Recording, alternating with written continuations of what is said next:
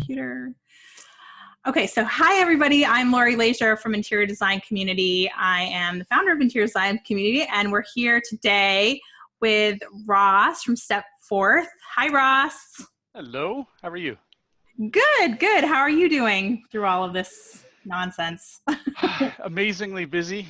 Just kind of keep Yeah. everyone, all the staff busy, and got a few other initiatives I'm doing, which takes a lot of time as well. So no You problem with know, being busy. that's a kind of unusual because I've been following a lot of SEO people on Reddit, and a lot of people are sort of slowing down. And I think that it kind of can be a big mistake because people think like, oh, I'll just cut corners. I won't do more, this type of marketing. And it's actually a really good time to get these things in order because they're those tasks we want to do, but we never really want to spend the time to do it because it's super annoying.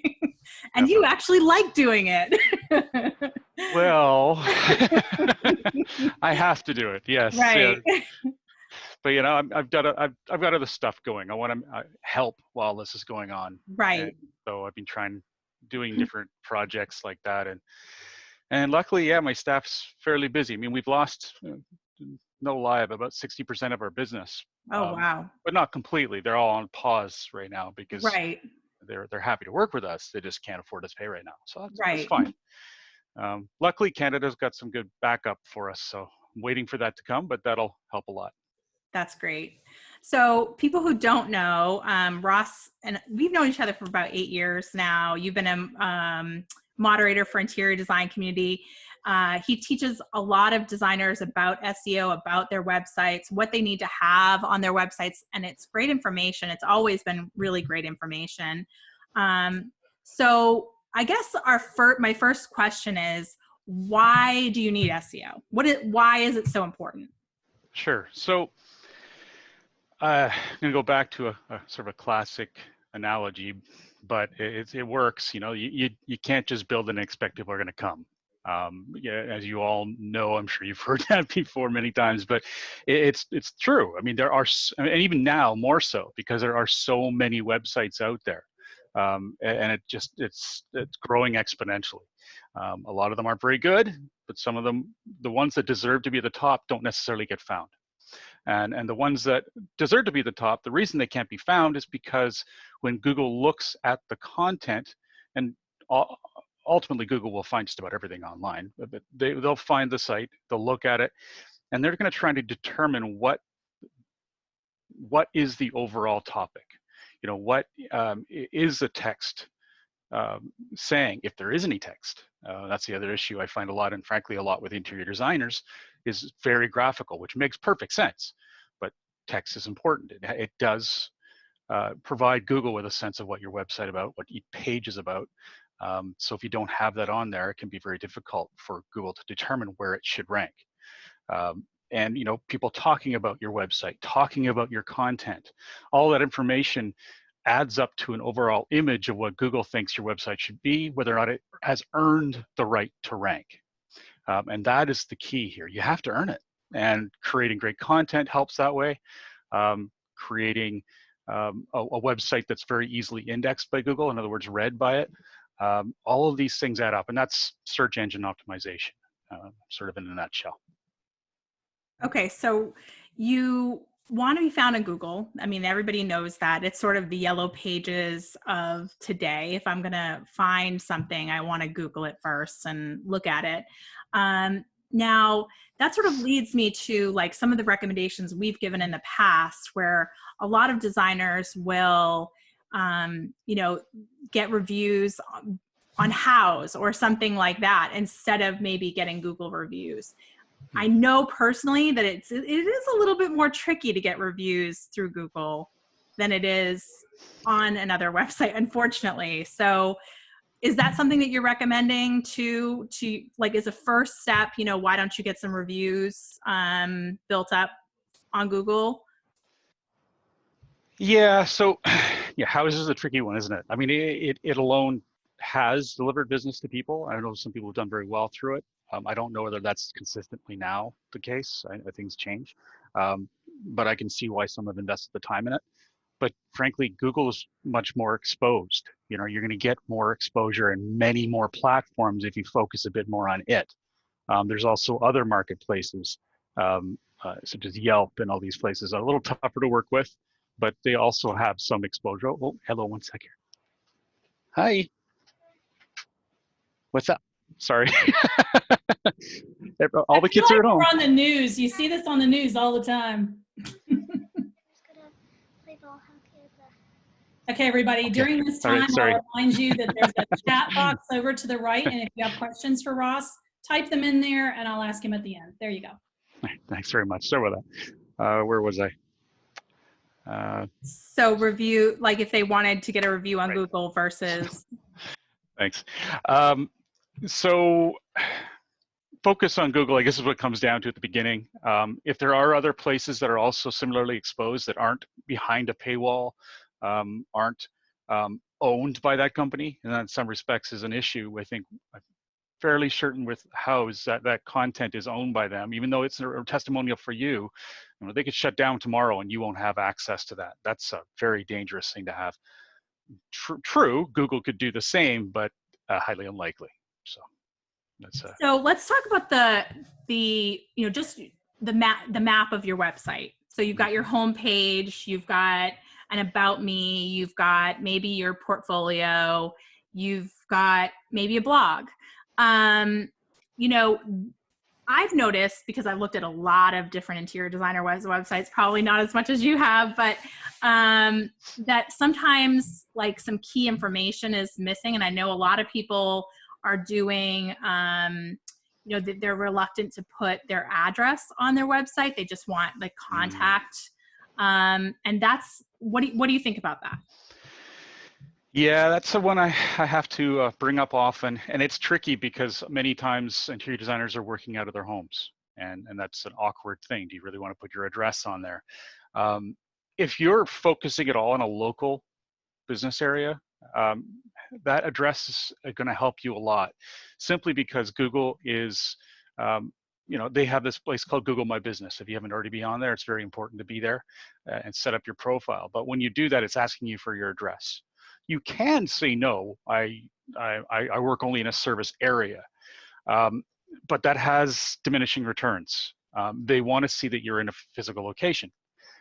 This alone I could talk about for half an hour. So it's not a very simple thing to describe why and how to get around things and you know, I can give people a hint too, that I have personally put my own address on Google, and I can tell you, you know, if people did drive to your location and they see it's a house, they're not just going to come knocking on your door anyway.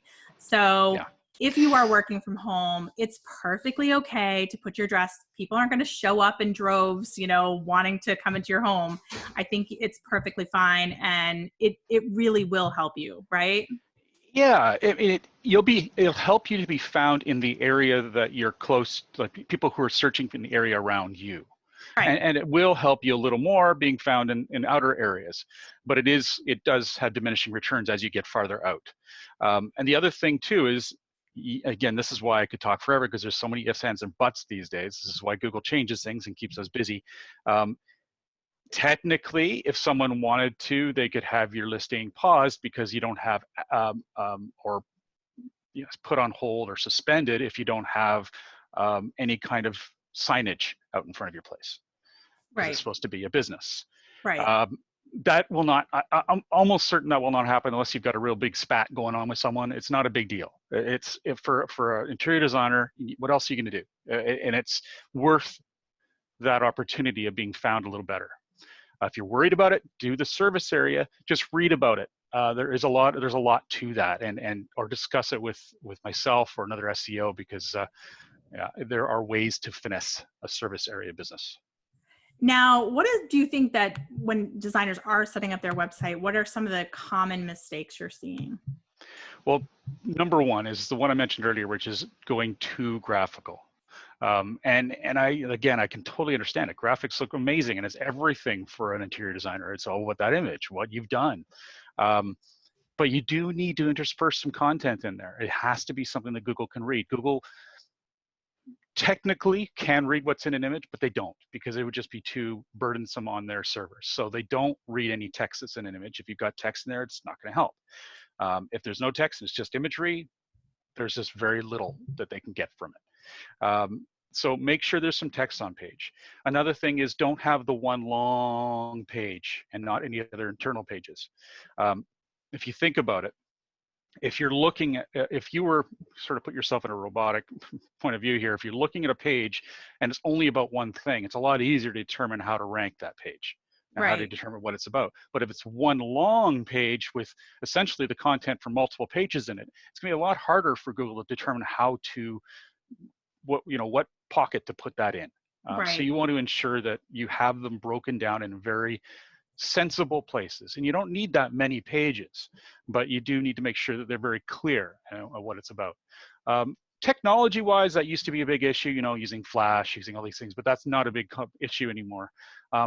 Although there are platforms like Wix that have had serious problems in the past with SEO. It's not as bad now, but I can tell you, if I get a Wix client or someone coming to me with a Wix website, I kind of groan. I mean, they don't look bad, but they're very difficult to optimize. Squarespace, if you need to go with something, go with Squarespace. We've found it much easier to work with. It's still not ideal. We're a big WordPress company. We love working with WordPress. We've got great support around that, and we can make it work and exceptionally well. It's very well optimized out of the box, and then we can do more to it. But Squarespace is a good alternative if you want to go on a less expensive route. So that's platform and technology.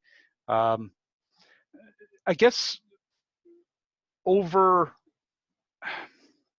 was actually someone in the community I worked with in the past, and it was it didn't end well in this case, because, and I don't say that very often because usually it doesn't happen, but because they felt that we should be following everything that was within the Yoast plugin. These plugins are great; they're very handy, but you also have to consider that they're sort of one size fits all. Okay, so do your best. If you're going to do this, do your DIY. And these days, I get it. Hell, money's tight, right?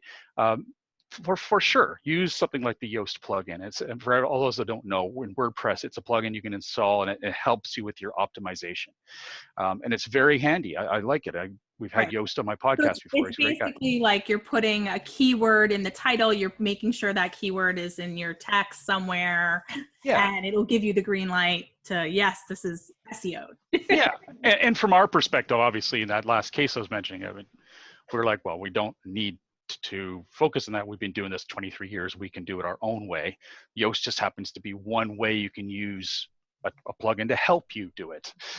Anyway, that was a miscommunication. It happens sometimes, but just make sure that when it comes down to these plugins that you don't write everything on them. If you're really in a hard point, you need some help, you can contact an SEO and just ask for a consult. You don't have to hire them full time. Just ask for an hour of time just to pelt them with questions.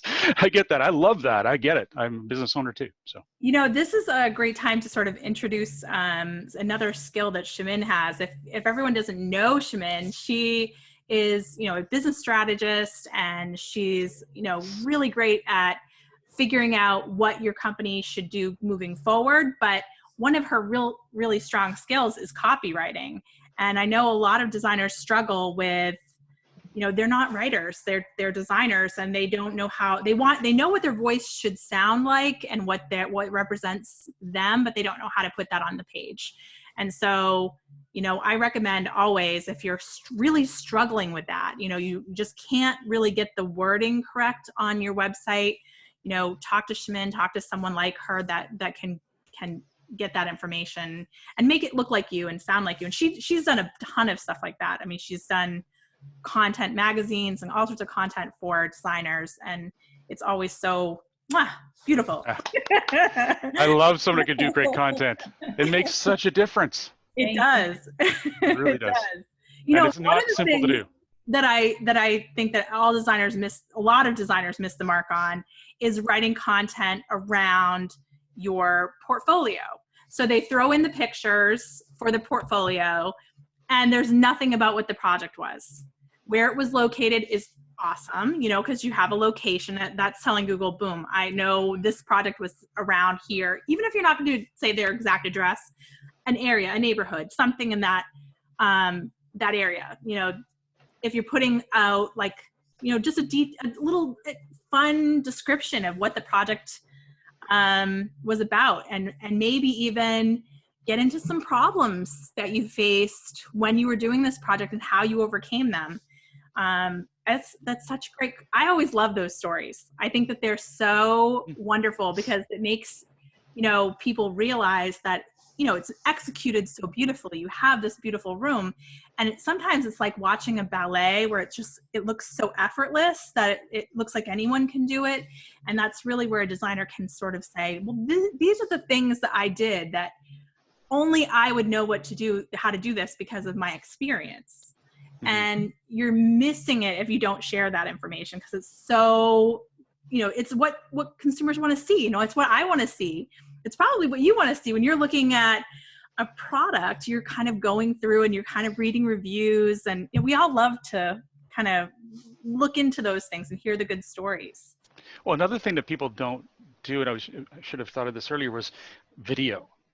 Having something about yourself, like talking, and I should say I've been trying to do this for my own website. Well, it's not easy to do.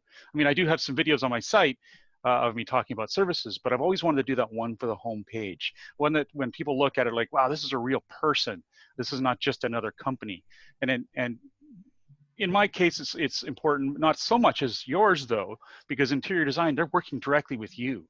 If they get that connection with you directly and right away, well, this really stands out. And not everyone's good with this. And that's part of the reason why not everyone does it. But that's also a good differentiator. And those are hard to find. And if you find one, milk it. Yeah. Get it going. Yeah, I love good video content. It's really, really good. And the amount of conversions that those produce is huge. Right, it's right. Much better.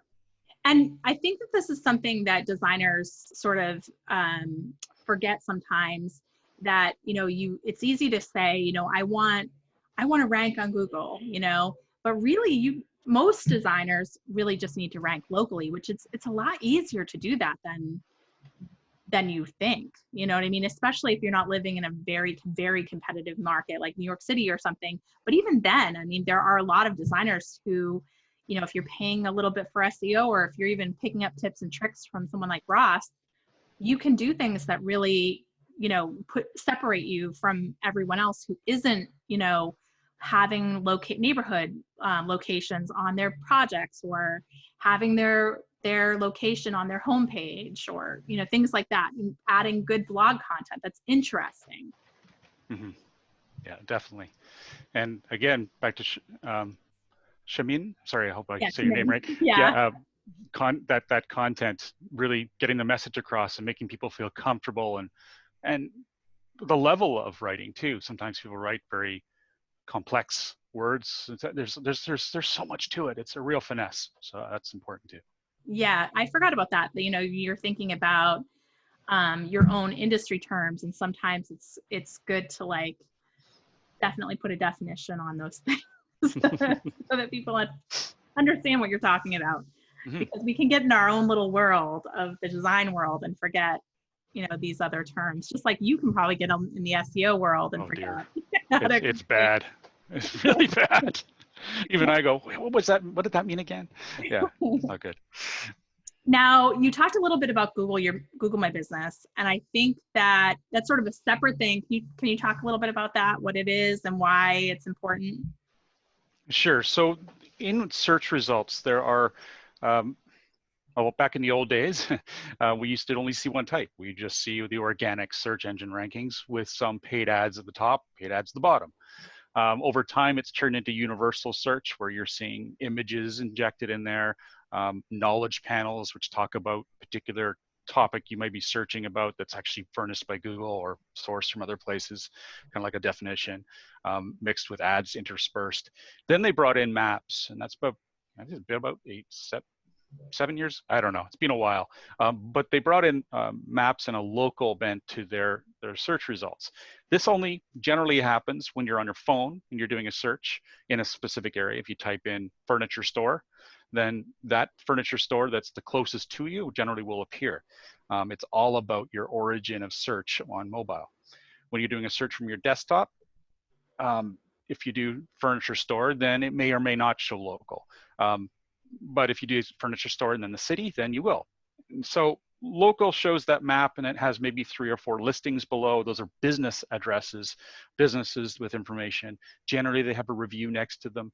Those are Google My Business listings. Most times, the ones that are showing up are the ones that have been claimed.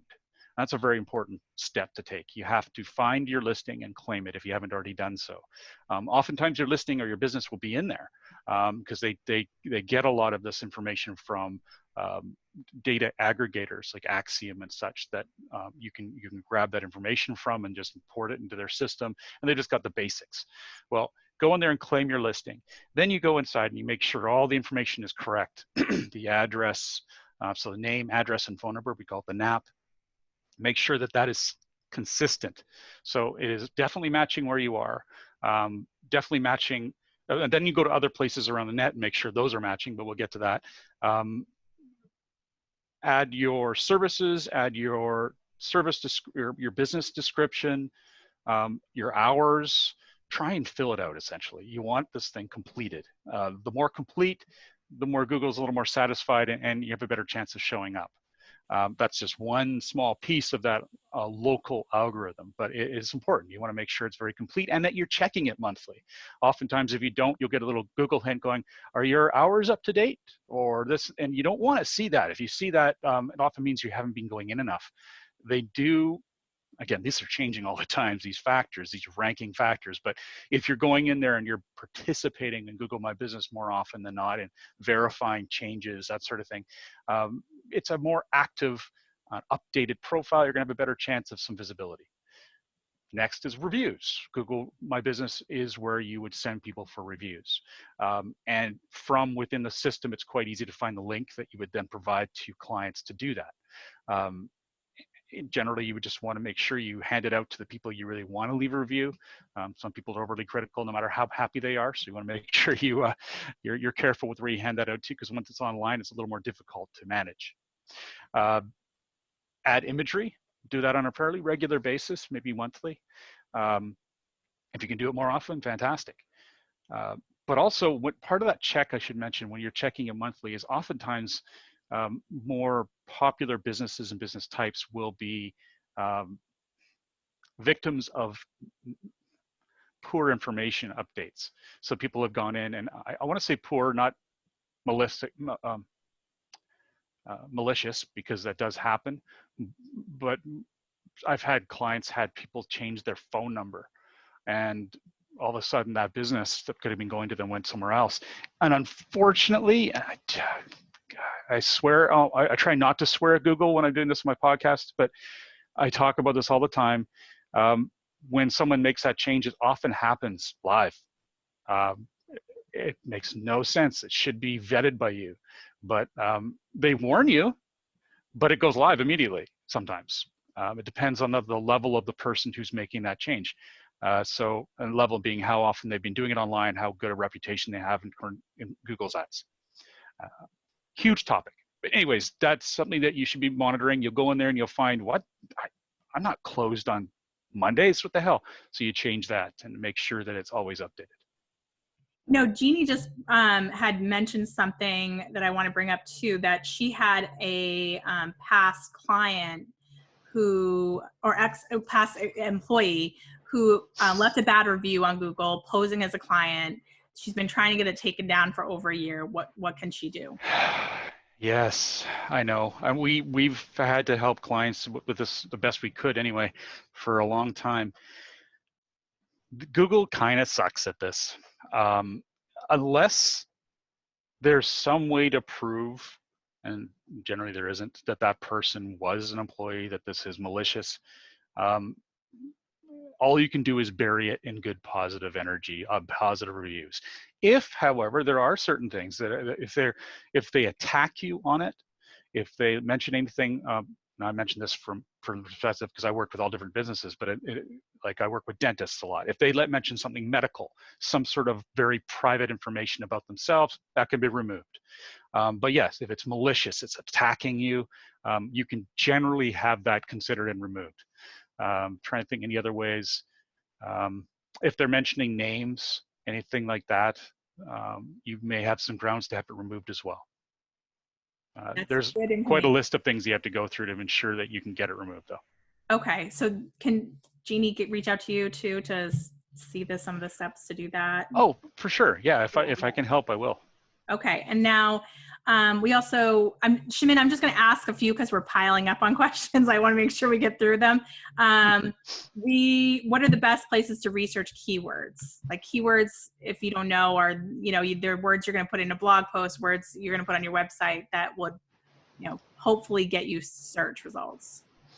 Sure. So it's different when you say, if I were to say, where would you do that? Free? That's different. I'll tell you what it first comes to mind for me, and that's SEMrush. You've probably seen ads for it. I certainly do. I think maybe because they know me, but I see it everywhere. SEMrush.com. Yes, there's a fee, but if you're doing some work and it's $100 just to get that information you need, then it might be the best route to go. It's very good. They have a fantastic tool in there.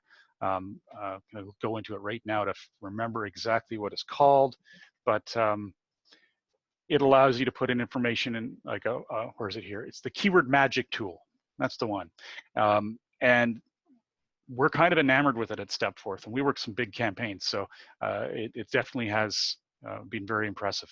The other one is the Google keyword tool. Unfortunately, that only works now if you have an active paid account, a pay-per-click account, so ads.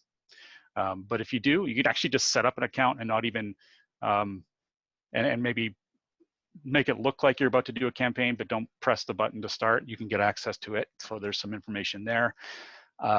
Otherwise, I'm afraid because I'm sort of buried in the paid area, I don't remember which free ones are out there, but I do know there is a gob, like there's so many tools, so many articles out there. If you do a search for free keyword research tool, you'll find some fairly decent ones out there. Unfortunately, you get what you pay for sometimes. Right, but it's also good to remember that keyword terms are, usually an easier way to rank rather than just one word. It's like a phrase, and one way you can do it is like going into Google, go incognito, and then just type, interior design and see what's coming up. It's interior designer, interior design ideas, interior design, and then those can kind of be an idea of what people are searching. Sometimes it's like the suggested on Google helps too. Yeah, if you look at the bottom of after a search, Google, you'll see searches related to interior design.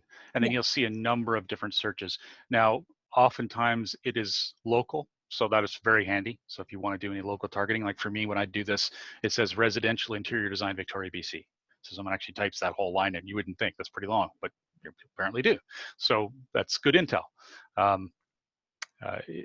That's one safe way to do it, that's for sure. Yeah.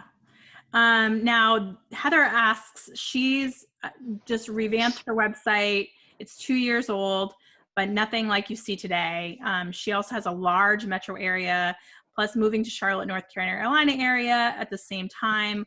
What do you do when you're moving, when it's been about 2 years? Is that considered still new? Is that old? What should she do to kind of keep up with the times? So the concern is about the age of the website, or the concern is about the move? I think it's double hand. She's got the move and she's got the age of the website. Well, the move is something that has to be done carefully. If you've got a Google My Business listing, you want to ensure that that is done properly. I actually have someone that, it's funny, all these things I used to do myself, but then each of them got so complex, I ended up hiring someone who just focuses on that. And I have one, her name's Rose. She does a great job. She manages how that's done and makes sure she's always on top of the latest update to do that. But if you do look online, just say Google My Business, change location or change address. It'll give you some information about that. You need to do that very carefully. Mistakes within Google tend to stick. at least for longer than you want it to. So be very, mindful of every step you take with that. Very good thing to do though. It'll make a big difference if you ensure that that's done correctly and you don't create a new listing. Creating a new listing and having them merge later is a pain in the arse. I have seen that happen. I was two designers and they were partners, and they both created a listing and they wanted to just merge it thinking it would be easy, and it was an absolute nightmare.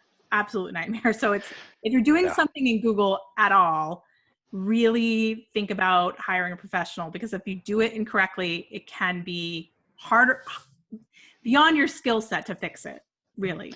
And I can't believe I forgot to mention this.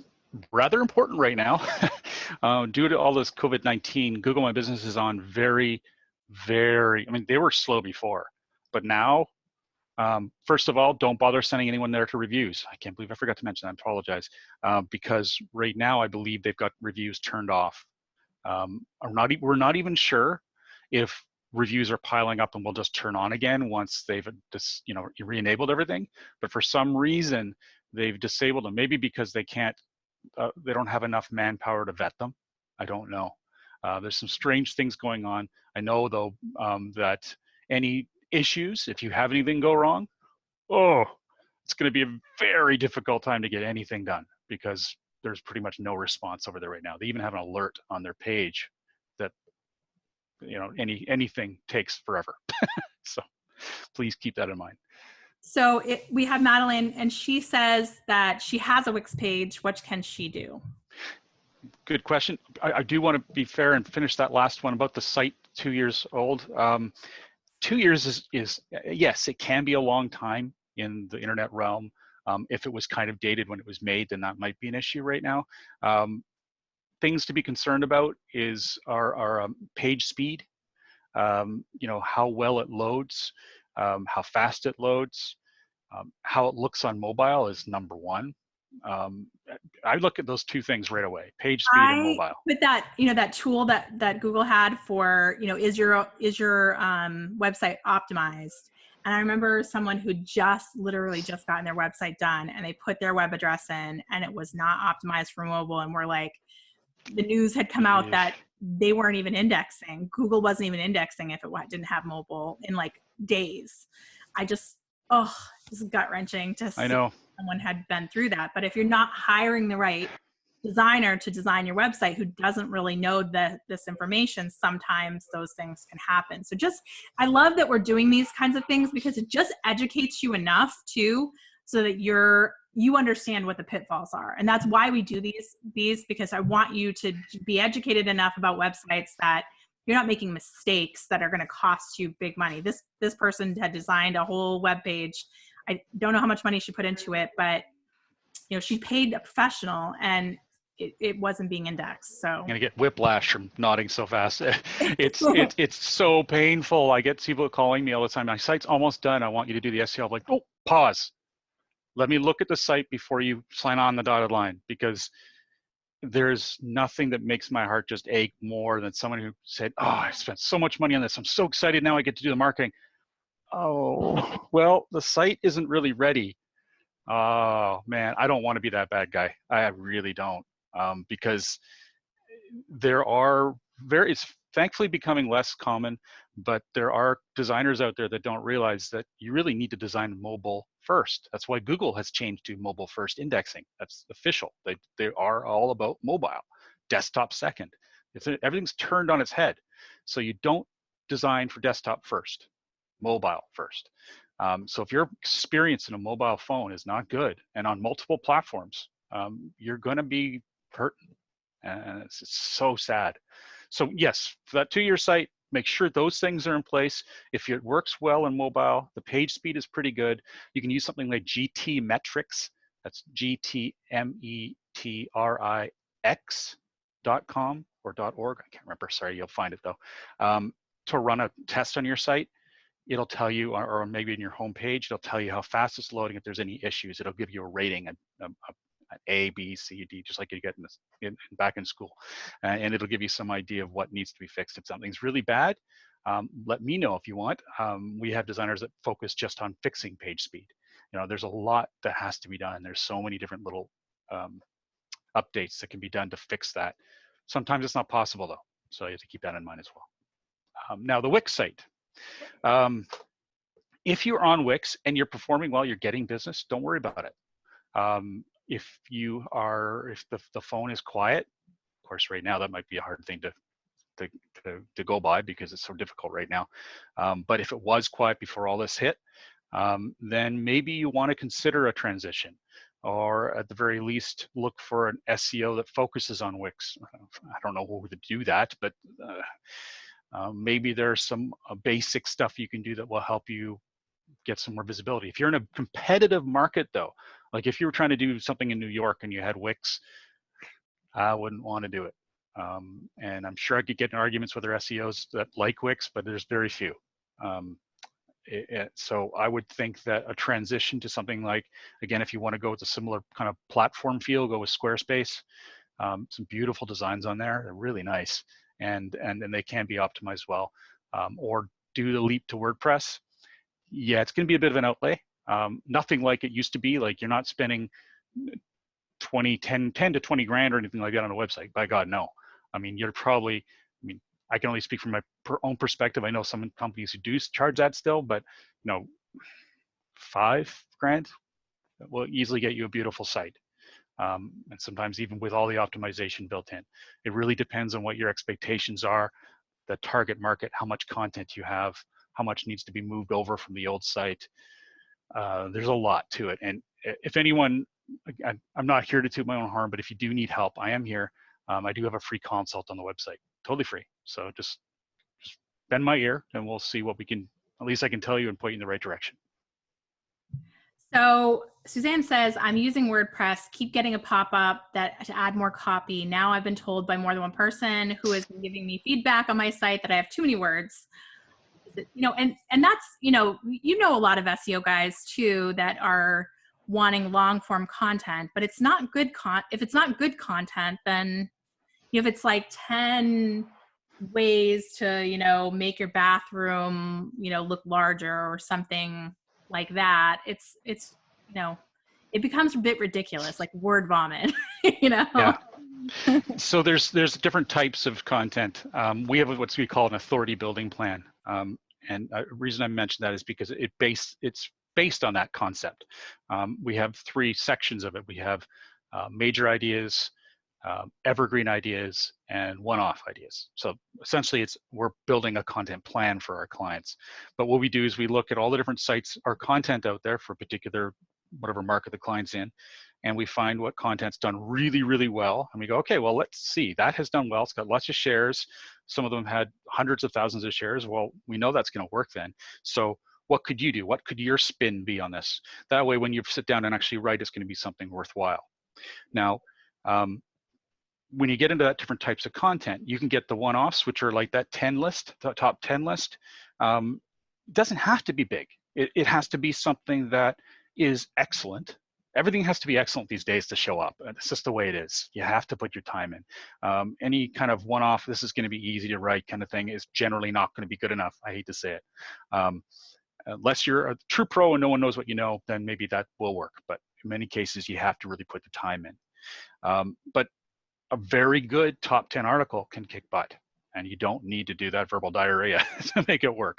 The next bit, though, are the ultimate articles. And those are ones that need more content.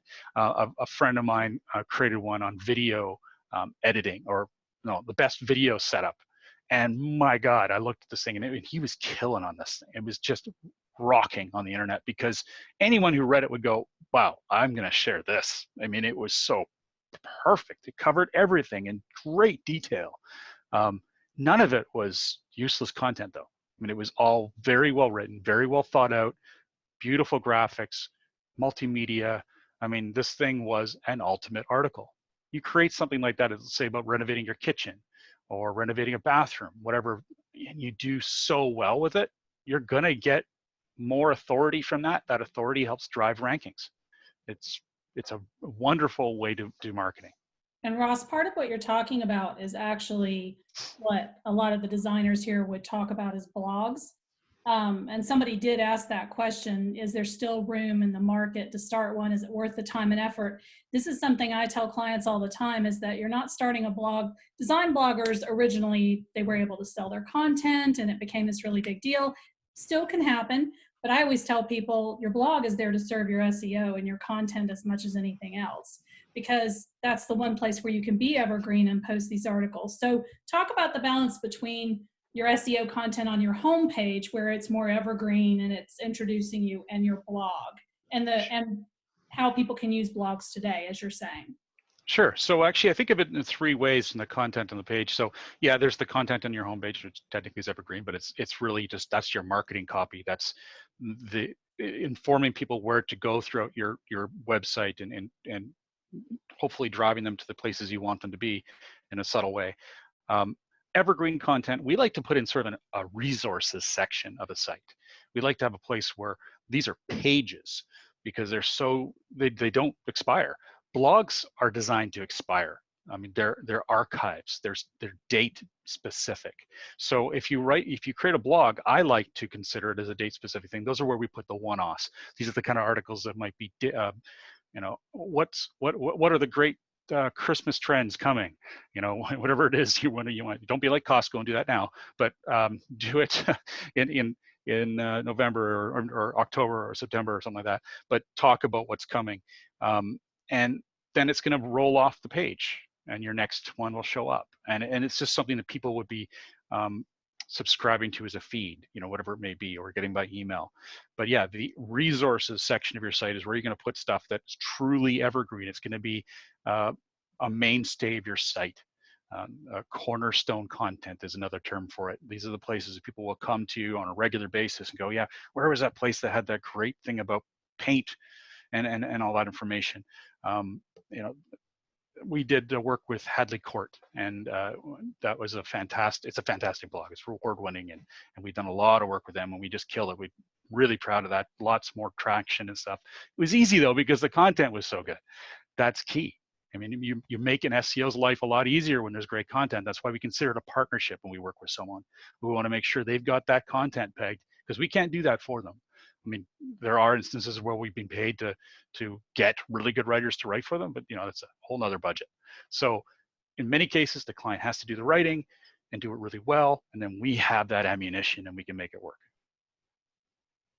That brings up a good point, that, you know, there are a lot of designers who, you know, when you're thinking about your blog content, there's a couple of different ways, you know, strategies you can go about it. You can kind of, you know, if you're not going to write and you just want to have some content that is available for, you know, you want to throw up an article once in a while, and you know yourself, and you know you're not going to have the time to really regularly write, then think about the questions that your clients ask you the most, and make sure there's an article that's based on that, so that when someone new is coming to your website who might be a potential client, they have those questions answered for them right away. You know, how do I work? You know, what is my design process? You know, these questions that every client is asking you the first meeting.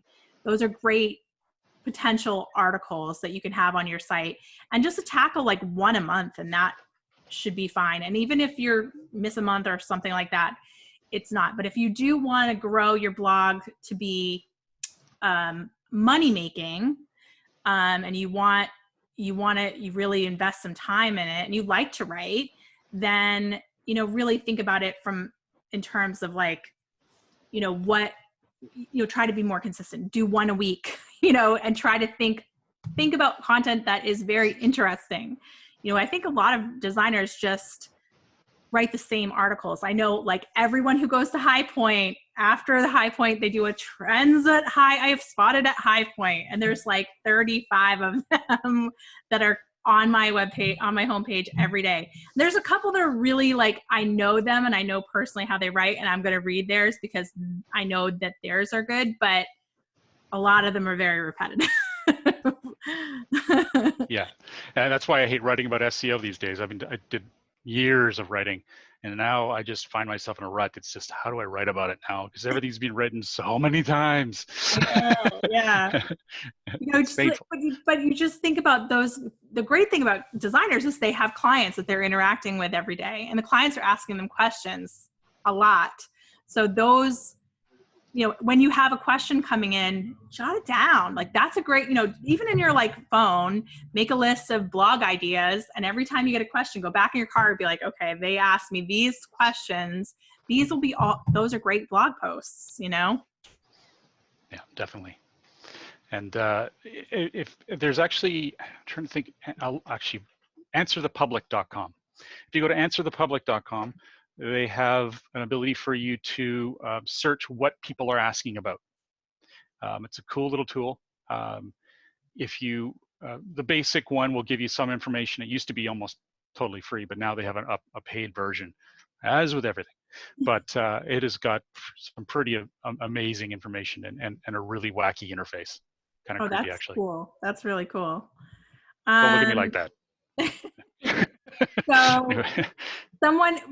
Anna's saying that she's trying to create a new WordPress.org site in the staging phase. I have an ancient WordPress.org site. Would the review still help me?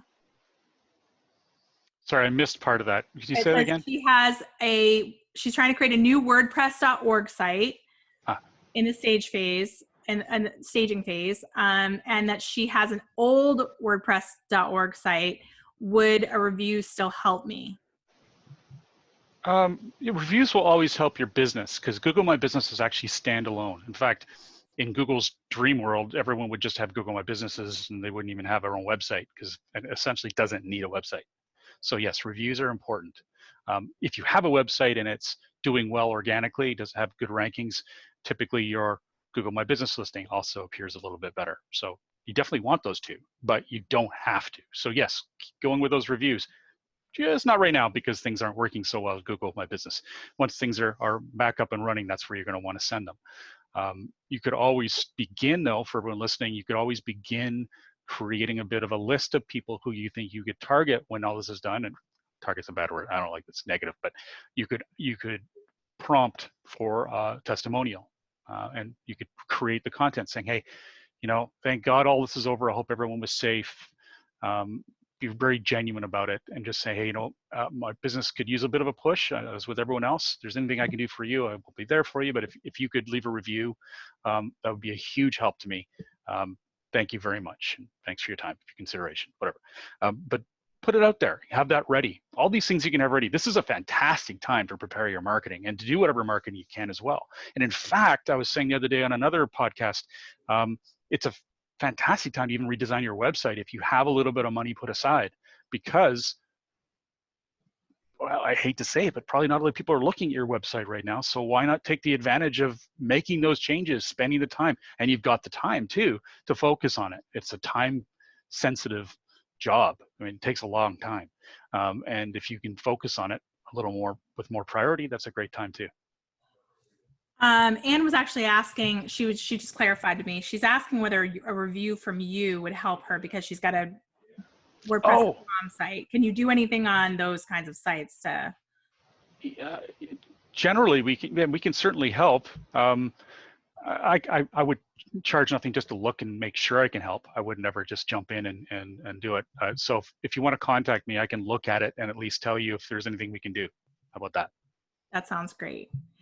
And let me see. I just want to make sure I'm getting all the questions because there's a lot. Madeline asked again, she said that her Wix site is brand new, so unclear about performance in New York City. So she was unclear about that. So if she has a Wix site and she's trying to be competitive in New York City, why is Wix not a good idea? Okay, so there's some history. Some of the history, I'm not sure how relevant it is now, but I'll just give it to you anyway. They had a problem where Google couldn't even index their websites.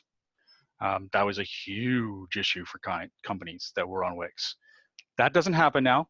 I just want to say that that's the kind of thing you risk by being with a company like that sort of runs everything. That said, they are now pretty tight with Google, so I don't think that's an issue. What is a problem now is the limitation of the hands-on work that we can do. When we're doing optimization, we like to get into the code. We like to add schema markup. And see, that's a problem. I'm going to get into gobbledygook here. Essentially, we want to add some technical aspects to the site, technical optimization, and oftentimes Wix is a barrier to that because they can only provide you with so much access to your website without perhaps putting other websites at risk.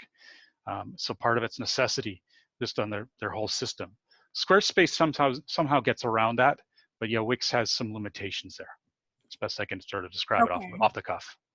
Now, I wanted to ask also, can you hide a list of locations? I think Heather asked this in the footer. Like, can you hide information in your website? Is that a good idea? Never, unfortunately. If you're hiding anything, Google doesn't like it.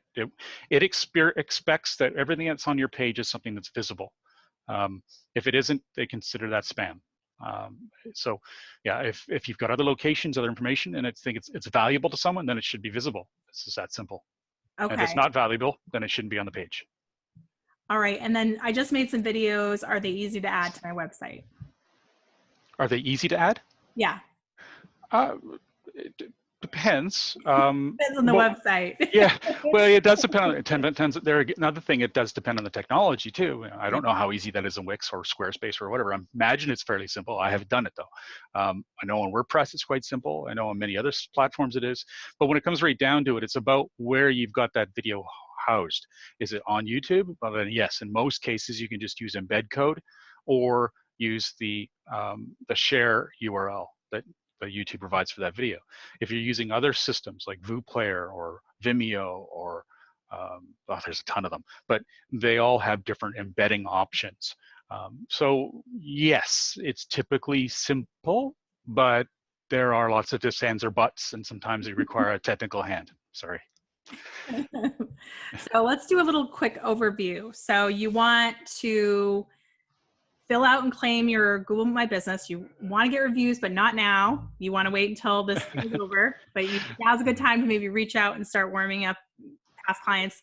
Because I do know myself, I want to help the small businesses that are out there. So your clients probably feel the same way. If this could help you, it's not a bad time after this is over to say, I really I need some help. I want to get back on my feet, Absolutely. Can I get a review?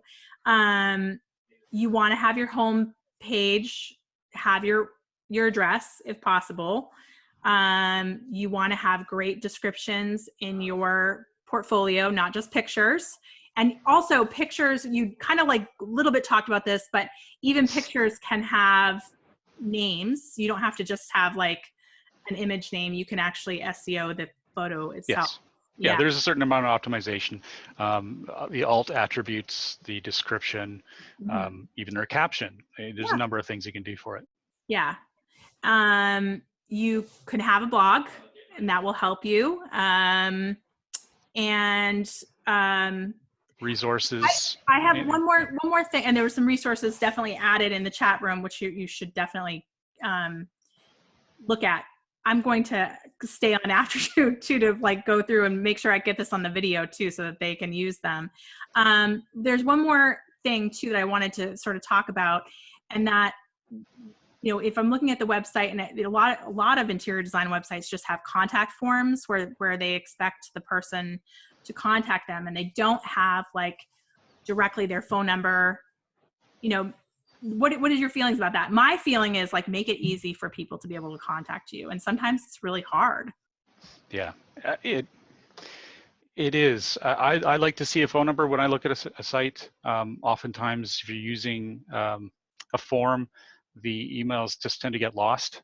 At least I even find sometimes people who submit requests through forms on my site, I have to track down sometimes. Very rarely. I've had to work away so it doesn't happen anymore. But the fact is, what's sent from your website to you oftentimes does get lost because spam comes in the same route in many cases. So it's often categorized as spam. Phone calls are great, and people like to talk to people sometimes. Although these days it seems to be more texting, but yeah, But phone, even that, it does get used. if you want to say text me, you know, and you have, you know, either your number or something like that, you know, you can put that up there too. I mean, just make it easy for potential clients to find you, I think is a big tip. Now let's get to, because we're kind of ending it, let's get to the offer, Ross. Let's get to the juice. And this is funny because I have been multitasking, adding that donation stuff on this. So we've been going, I'm like, oh crap, I better get this done. Okay, so just adding that. No.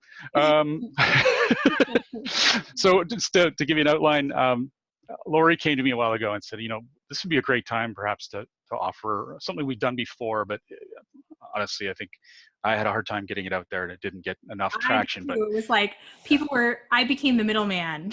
Yeah, which is tough, and that shouldn't have happened. Never a good idea because I have way too much on my plate. So people were like, oh yes, I want to sign up. And then I wouldn't get that information.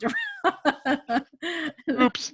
Yeah. So what it is a review of your website. I'll do it online. I'll do it on video with you, and you can be on there and ask questions as I go. It's a half hour.